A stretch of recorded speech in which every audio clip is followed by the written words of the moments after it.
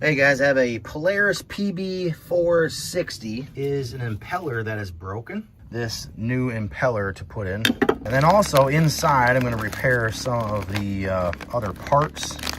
This is kind of like a rebuild kit, O-ring repair kit for the shaft. And so we're going to repair that as well. Going to need this kit if you're going to repair your Polaris PB4-60. Okay, once you take out the bolts right here, there we go.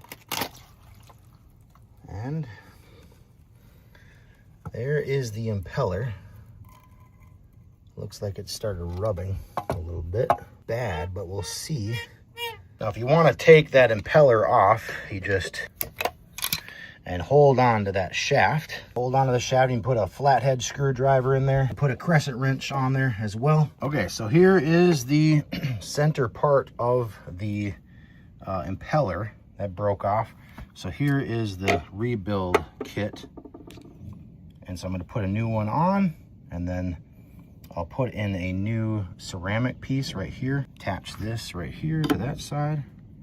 And that rubs on that side. So here's the inside. Pull that out of there. And that's where this goes. And if you want to take this center part out, it's easier to just slide this right off the shaft, and then you can poke it out from the other side. Okay, got the new ceramic ring in there. Then we'll take our new kit here, put it on the impeller for this side to go against this side. We'll just screw that on the shaft right there. Okay, so there is my vacuum is working and everything is put back together.